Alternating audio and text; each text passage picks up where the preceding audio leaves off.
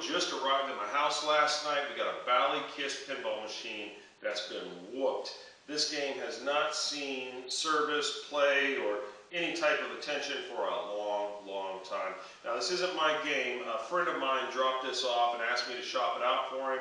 Apparently, it's been in his family for a long time, for as long as he can remember, but he couldn't even remember last time it was actually working. It was in his garage and just been sitting there for years, and he's like, I really would love to see this thing play again, so I agreed to help him out and shop this game out for him, but man, this is going to be a big job. Immediately, I'm like doing a quick just look over, and look at this connector. I mean, it's just burnt black. Somebody had cut wires and like, I don't even know what they did here. I guess just tied them together and probably direct soldered to the board. I'm guessing there was another burnt connector that was so bad that they had to bypass it. I'm not sure exactly how I'm going to address this issue just yet. I know I'm going to have to repin probably several connectors. I'm anticipating major board damage. But let's start with zooming in on this playfield, and let's take a look at this playfield condition. I mean, it doesn't look horrible. I'm not sure about this white here. I'm guessing that's like bare wood underneath there with just a faint hint of white. And up into here, this looks pretty rough too. And this is a major wear section. So I'm not sure how much of that I can really save, how good it's going to come. I'm not going to get into doing playfield touch-ups on this. We're going to take a look inside this back box for the first time. I just kind of opened this thing up for the video.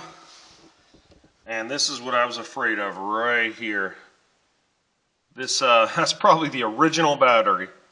And acid damage everywhere. I'm going to zoom in on this. It looks like the acid's crawling up the board. It's all over everything. I'm not confident if I'm going to be able to save this MPU or not. I'm not sure about this lamp driver board. It's directly below that battery, so we may have some acid damage behind there too. I might go ahead and just want to replace that anyway because we're going to upgrade this to LEDs. So I might want to put a new All-Tech lamp driver board in there just so we don't have any flickering issues or ghosting issues. Let's see. That board's not terrible.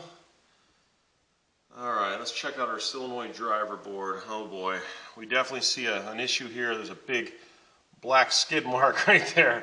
Oh man, somebody did some kind of a resistor hack on that, so that's questionable. I'm going to guess that we got some burnt coils in there, so I'm going to have to be very careful before we even attempt to fire this thing up.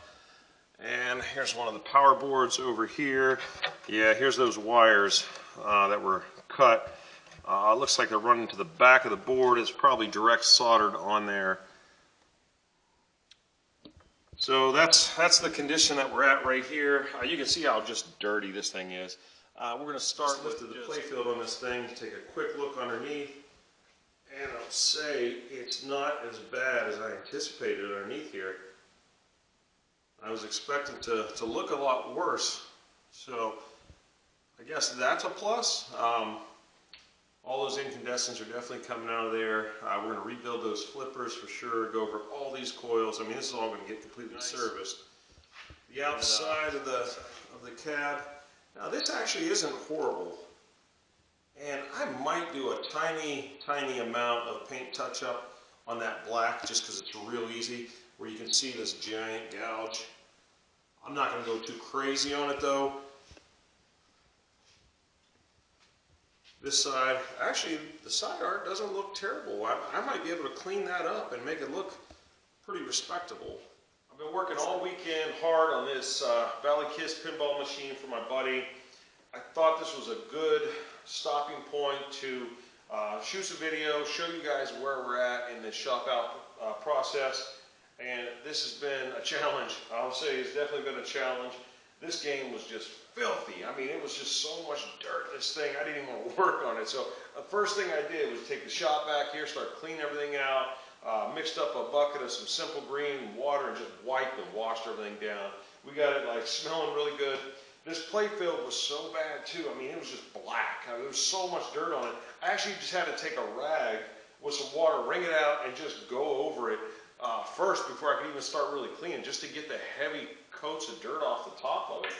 And I was really nervous about it, honestly. I didn't think that this Playfield was going to be very good underneath here.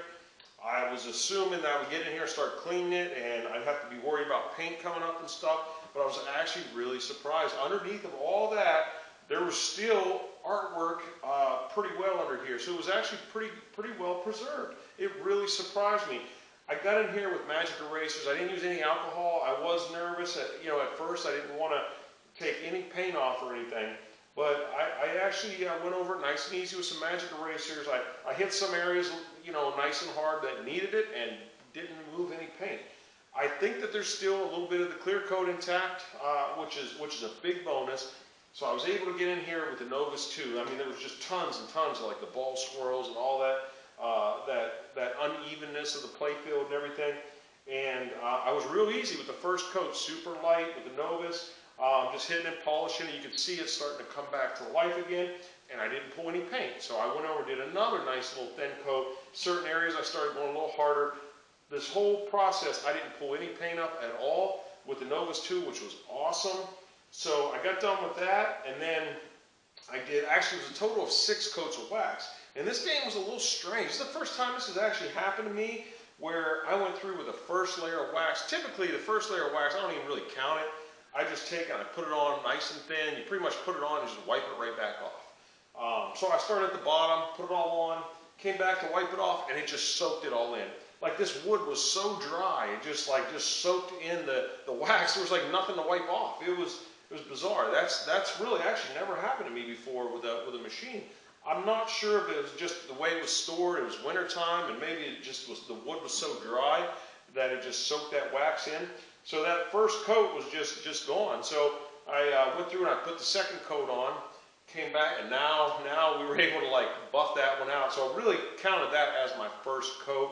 So I did a total of 6 coats, but not counting that first one was really 5. Usually 5 coats is where I'm at. And I'd let each coat sit up, hit it with the heat gun, real lightly, just to set the wax, buff that out, put another coat on. That way I can layer the wax on here. I'm trying to get this game as protected as we possibly can, but it really came to life. I'm going to zoom in here, take some close-up shots of how it came out, but it's actually looking really good right now. And the only spot that really has some damage is down here. Looks like there was flipper dragging. So there's a flipper drag mark, but it's not horrible. But the rest of the artwork actually looks pretty good. The factory Mylar is still intact. It's not peeling or anything.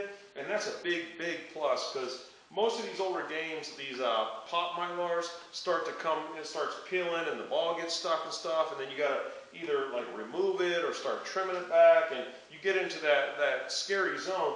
It's intact really well. So that is the good part of this. The bad part, and I knew it was going to be a problem. We're going to open this up. The boards. So the MPU board is not even here. This MPU board is toast. I gave it the good old college try. We pulled it out and I cleaned it all up. I tried to this whole board was just covered in acid damage. But we went ahead and just plugged it in just to see, and like not even an LED light. It's just toast. This board is toast. So I had anticipated that. So we're going with a brand new aftermarket All-Tech MPU board in here. So we can't really fully test the game until we get that new MPU board in here. But now we're looking at this solenoid driver board. So this has a pretty big black skid mark over here. Something fried, got hot. Looks like somebody had replaced a resistor in here. I'm assuming probably changed some transistors and stuff. Probably had some malfunctions in there. So I'm not really sure what we're getting into with that whole circuitry there. And we did test the voltage on the displays, and basically they're getting way over voltage. And I don't want to burn these displays out. Actually, I think some of them are already damaged. We know this one down here pretty much had a blown chip. You could see it was like visible blown. So we got another one of those on order. So we reflowed the header pins on all these guys. We can't really fully test it until we get the other board set in. But it's this circuit kind of up in here that needs to be rebuilt on this. But what I realized was this isn't my game. It's going to a buddy of mine, and he doesn't repair pinball machines, so I want this game to be solid for him. So I decided we're going to put in the All-Tech solenoid driver board as well. It'll be like brand new circuit boards in here driving this game, and hopefully it'll be trouble-free. I do have to be cautious. I'm working with a budget here. Let's face it, pinball repair and just maintenance is expensive. It can get expensive. You can get stupid into one of these games, and you can even get to a point where you're actually upside down in the game. We don't want to be there. So I have to spend the money where we need it the most.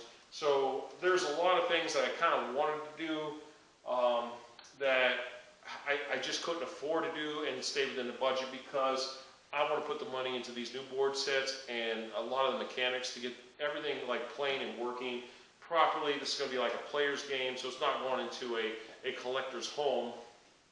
But I want to make it as nice as we possibly can, staying within the budget restraints. This power supply definitely has some issues.